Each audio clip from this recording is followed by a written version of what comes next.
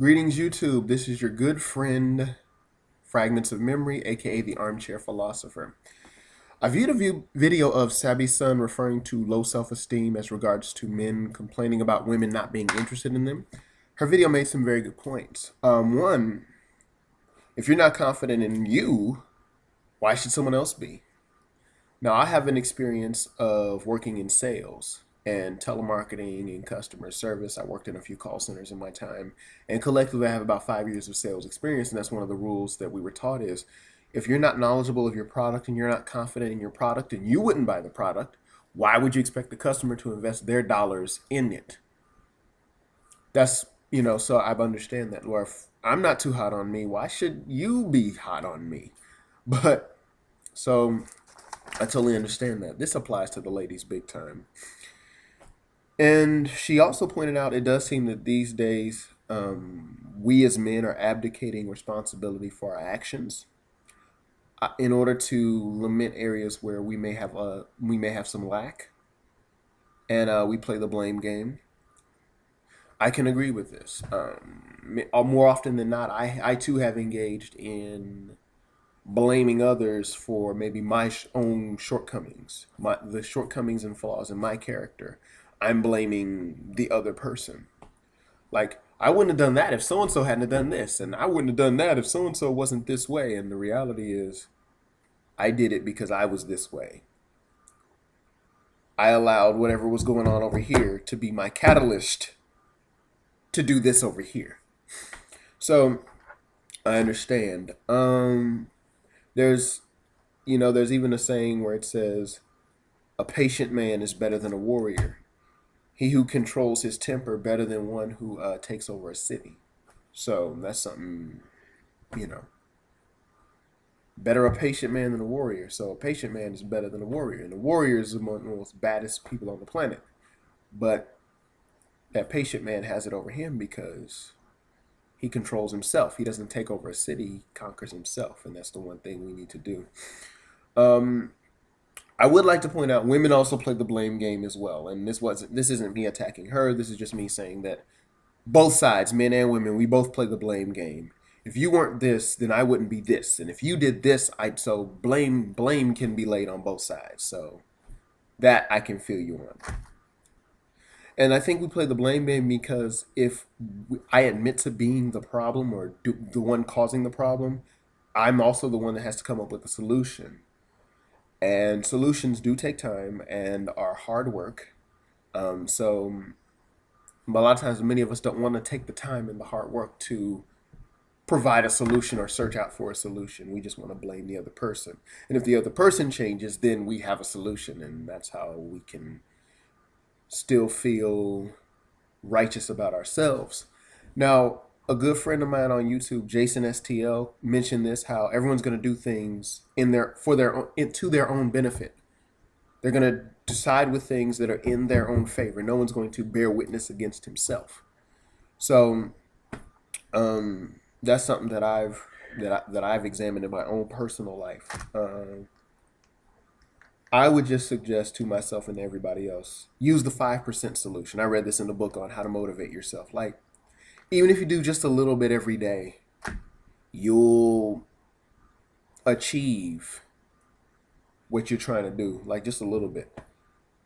Because trying to do everything all at once and just change it, we have this sort of Barbara Eden mentality, like I say.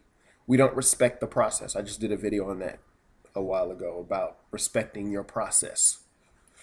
Like, respect where you're going and where you're coming from and just roll with it, stumbling and fumbling about, but still trying to get there. Also, thinking a degree, having a car, money, or a way to attract a lady. Now, as far as the degree goes,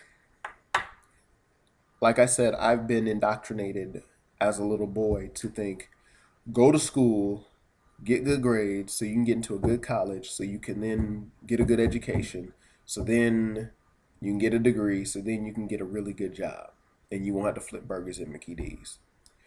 And I was taught this from elementary school, junior high, high school. And though I think education is a good thing, I think school is a good thing.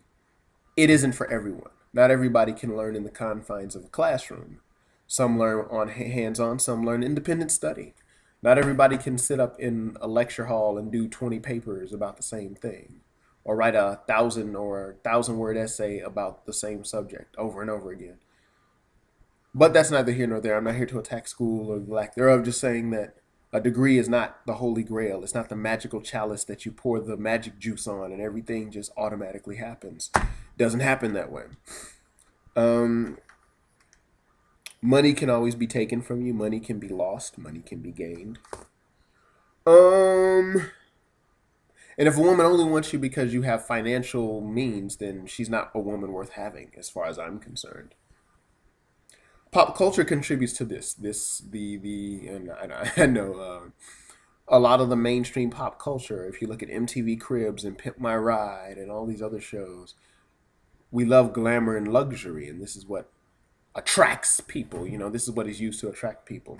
Social norms also say this. He got a good job. He got a car, girl. You should get him. So a lot of that is working there, and I don't think that's always the best way to attract somebody. But the mentality is there. Like, I love science fiction, and there's a novel called Dune, and they made a movie about it, and then they made a made-for-TV movie about it. Well, anyway, there was this drug that could only be produced, manufactured, and was found on the planet of Arrakis. It was called spice melange, and spice melange allows you to see visions. It also helped the space skill travel, able to fold space to travel without moving. And anyway, the one of the side effects of the spice was that your eyes turned blue, like your pupil was blue, and then the little irises were blue. So you were like you had these people walked around with these glowing blue eyes. So, and they were saying that the spice was everywhere on the planet. It would even get on the food you would eat. So you just constantly were around spice all the time. Now, she did make another good point about what attracts one person repels another person, i.e., somebody is interested. So someone out there is interested in you. Now, whether or not you'll be interested in them in return is another story, but there's always someone that thinks you're attractive, or that would dream of being with you, or dream of having you in a certain sort of way, or many different ways. So there is someone out there. The only thing is that they don't just magically appear or materialize in front of you. I guess you do have to go out and meet them, and you do have to seek them out as well as they have to seek you out. And this goes both for the men and the women. She also talked about how we're caught up in appearance. Like, we don't want Precious. And it is such a shame, because I'm sure the woman who played her is a talented actress and an intelligent woman, in fact. But she will forever be known as the large girl named Precious, who spoke like she couldn't speak. Spoke in that certain way. We are all superficial. This is true.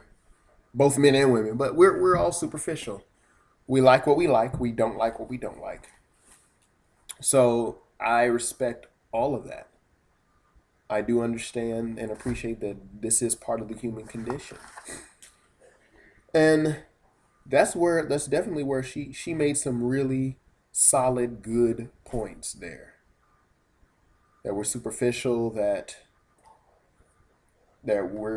we listen to pop culture too much, that we let pop culture dictate what we should believe, think, and feel, when I think a man ultimately should have a foundation, whatever that foundation is, whether it's a religious conviction or a philosophy or a code of honor of some sort. He needs something to stand for. Even if he can't live up to the ideals, he at least attempts to live up to those ideals. And he has principles, and he tries to live up to them, or makes the attempt to live up to them. Because I know sometimes practice doesn't always follow precept, and I can attest to that from just personal experience. So that's part one of my reaction to Miss Sahbisun's low self-esteem video. Part two is going to be where I sort of disagreed with her, because this was I agree with her here, and I think she's got good major points. And now I'm going to go on to where I sort of disagreed with her. Later.